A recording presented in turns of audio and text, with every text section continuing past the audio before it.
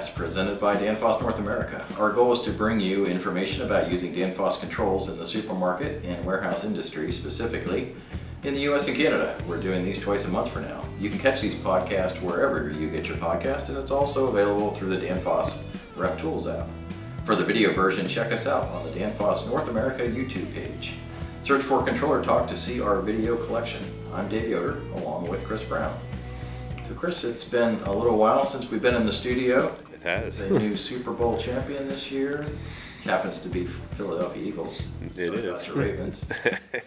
It's always next year. That's right. It wasn't the Chiefs, though, so we got that going for us. There you go. Now you know the formula. You guys got to work on the tush push, because it looks like that's going to be around for a while. I'm surprised that they haven't. And everybody talks about it, but I'm surprised they haven't done something about that.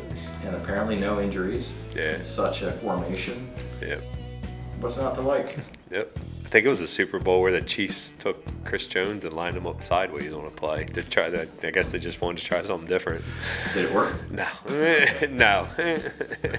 Sorry to all those Chiefs fans out there. At some point, you gotta start throwing darts and seeing what sticks, I guess. That's right. That wasn't it. That's what the Washington Commanders guy did at the goal line in that playoff game. Yeah. He flew over the top. Yeah. That doesn't work either. Yeah. It goes down as the longest second down play in history. It was hilarious. Yeah. Gotta give him that. I don't know what the right answer is there. All right, so moving on from football to refrigeration.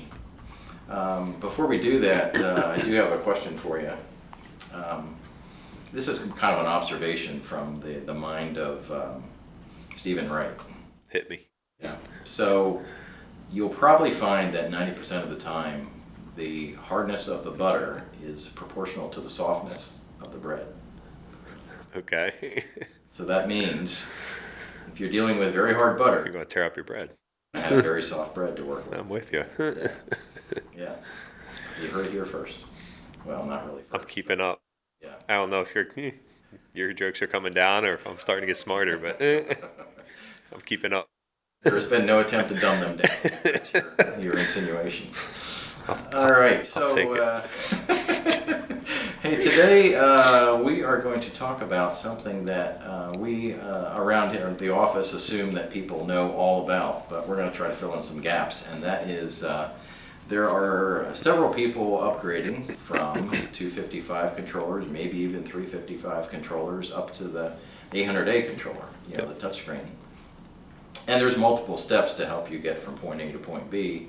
And we are going to walk through a bunch of those steps and hopefully lend a hand with some helpful hints and tips today, and just kind of run through the process. Yep.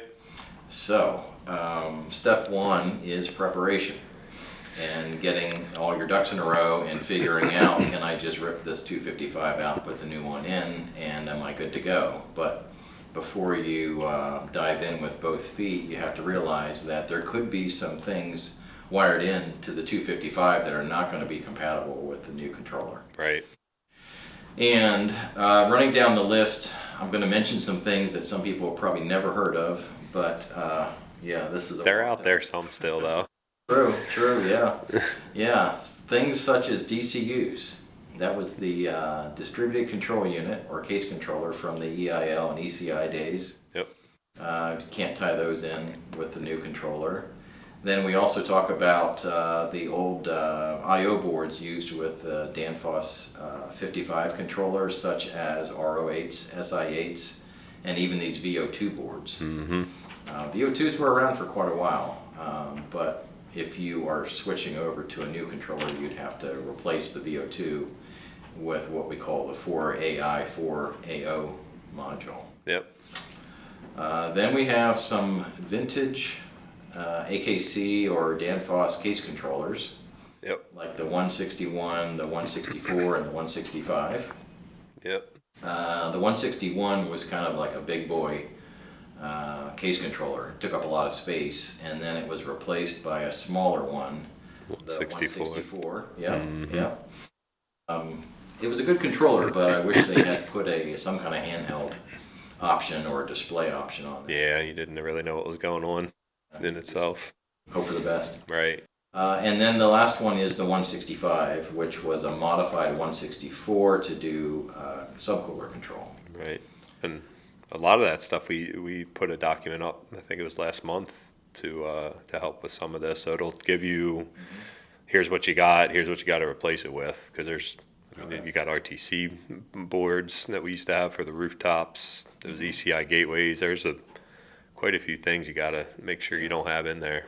So we can help you out a little bit there with that document. Kind of a migration path. Yep. Okay. Yep. Gotcha. So unless we missed something,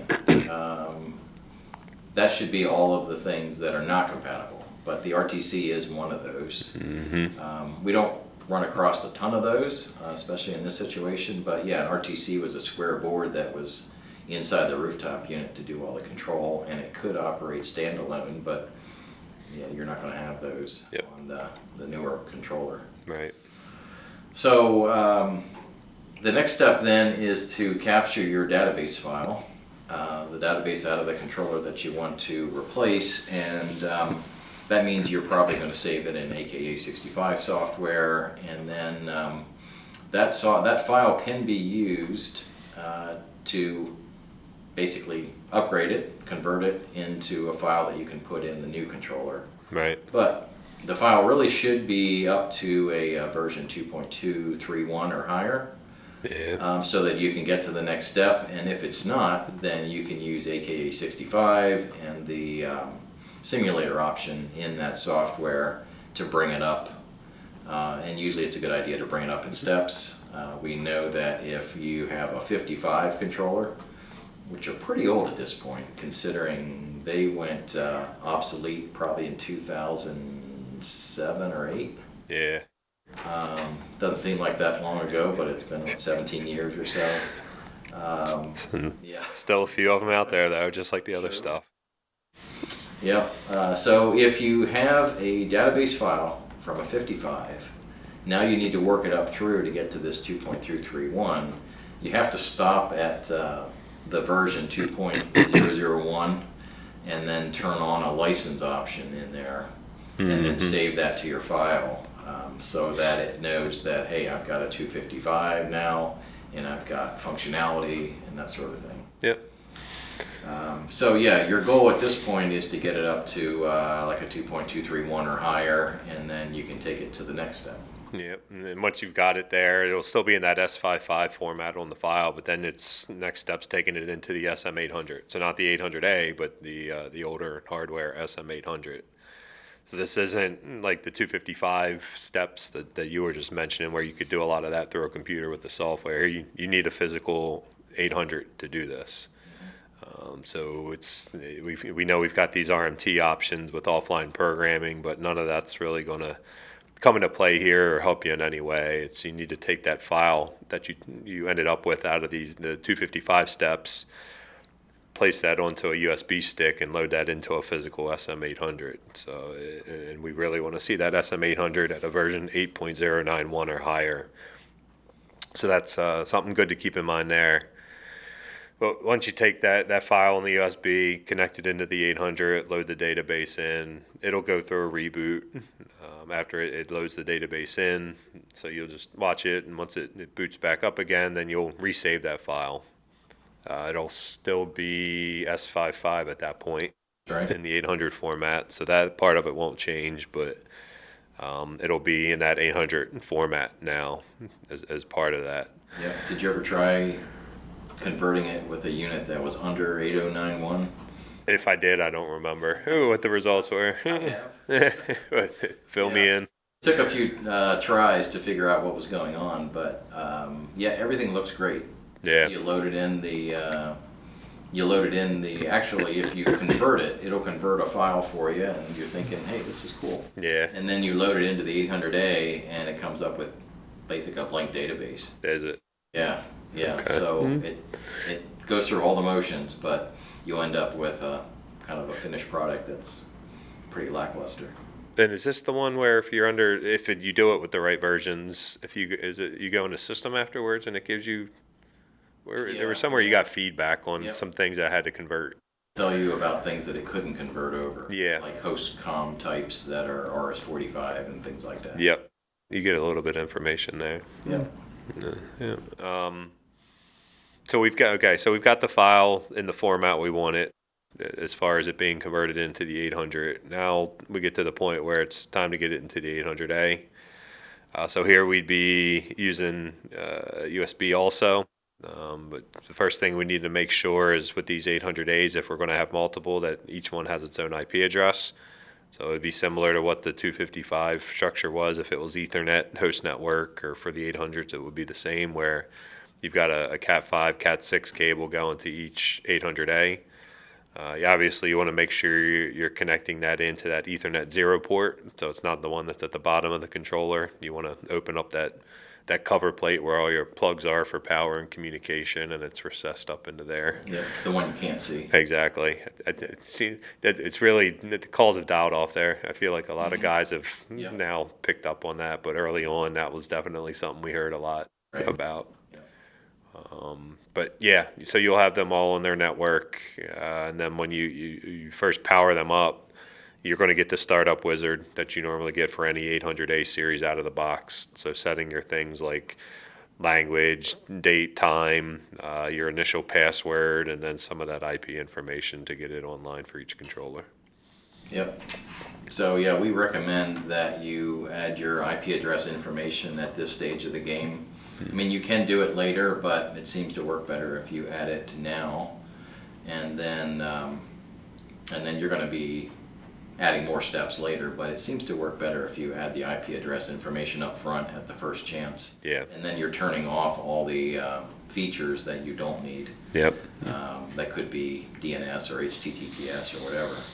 Yep. Yep. So once you get through those steps, you'll get to the end, and then you'll be able to turn off the strong password requirement under configuration and system when you get into users. And then make sure you write that down, because once you put that password in there, you won't be able to see what it is.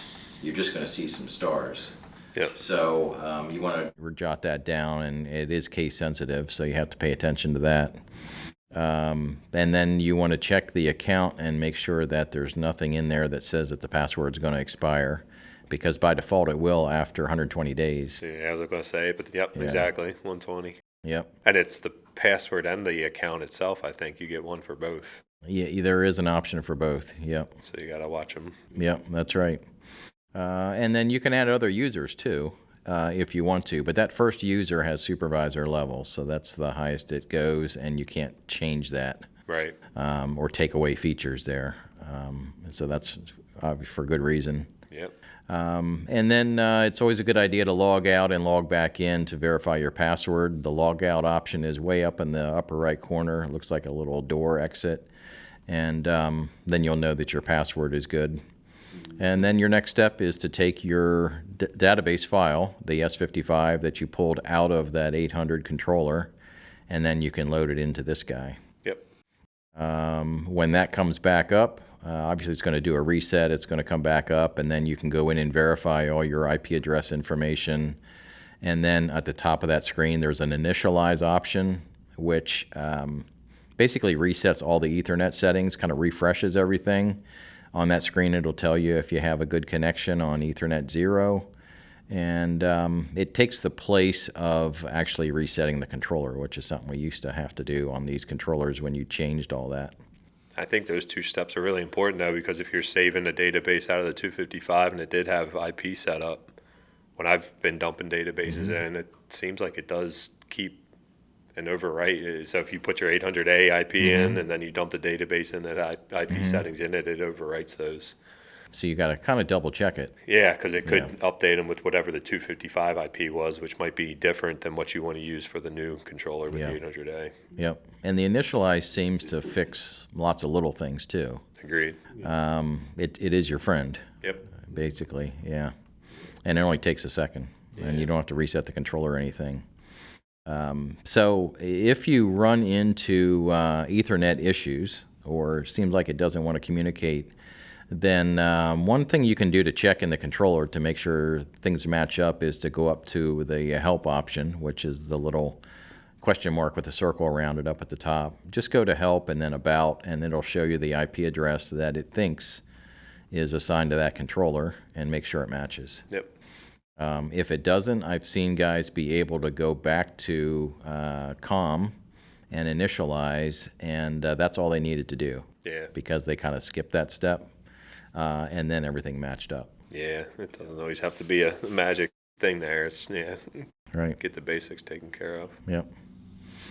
Okay, so obviously if you run into questions or problems with this, you can either email us or call us, and we'll walk you through that if you have a snag, but that's the basics on getting from the 255 to the 800A. So Chris, you ready for a question? Let's do it. Can't remember if I ended on a good note or bad one on the last one. So I think you got a softball last time around, so you probably nailed it. Yeah, my question is, there was a law that went into effect on January 1st, 2020 that has a lot to do with passwords and things like that. oh jeez. And I'm wondering if you know the country, the state, and the law number that I'm talking about. So we're, this is like trying to hit a needle in a haystack. Trying to hit a golf ball off an alligator into a cup. So country, state, and what was the last one? The law number. Law number. Yeah. Holy cow. So if it's a state, it's got to be a country that has states, not. So Canada's out. Right? You got it. Canada's out. Yeah. You're on the right track. I'll say U.S. is the country. Got it. Correct. Yep. I got a 1 in 50 shot at this point. Let's go California. Correct. Oh. You're 2 for 3. And now I need a long number. This is where the needle comes into play. Yeah. It's just numbers. There's no letters. There are letters. Oh. Yeah. I'll give you a hint since you made it this far, which is better than I thought you would do. So it's starts with SB because it's a Senate bill. Okay. Out of California. So all you need now are 3 numbers, and you're good to go. I delayed the inevitable because I'm falling off this cliff. 3 numbers, you said? 3 numbers. Yeah. 1, 2, 3. That was strong password. Total guess. Yeah. How about SB 327? 327. Out of California, dictated that things that go onto the network or a network have to have no default password, passwords that can expire, accounts that can expire, and those kind of things. Yeah. So it was driven by some bad things that happened back in 2016 with default passwords, and hackers got a hold of them and made life miserable for people. So that was driving that, and the 800A is compliant with that. It is. So oddly enough, the enforcement was not really, there wasn't a lot of teeth in the law, but companies like Danfoss like to sell to California, so here we are. Yeah, so that's one of the reasons why you have to go through all those hoops when you first start the controller up. Makes sense. People see it as a nuisance thing, I'm sure, but there's some logic behind it. Yeah, so if you look up California SB 327, it's also called the Internet of Things cybersecurity law or something like that. We'll have to see what California SB 123 is in the meantime. It's probably something about guessing on podcast or something like that. 2 out of 3, though. That's right. Yeah, you made it that far. It's a good batting average. That's right. All right. So I did have some listener mail a while back, and shout out to Billy Carson down in Georgia. He did email me about some things that were pretty, run-of-the-mill, but then it evolved into a deeper conversation about setting up some stores, and we had some good chats. Yeah. So yeah, he took the long way around, but we had some good conversations about setting up controls and things like that. So, yeah, Billy said he's our second most popular listener now. There you go. So, if you'd like to drop us an email with a suggestion for topics to cover or a question or a comment, you can always email us at controllertalknorthamerica@danfoss.com. Thanks for listening. Our audio, video, everything engineer is Maria, and she's still making everything possible on this, well, I should say the other side of the camera. Until next time, for Chris Brown, I'm Dave Yoder. Stay cool.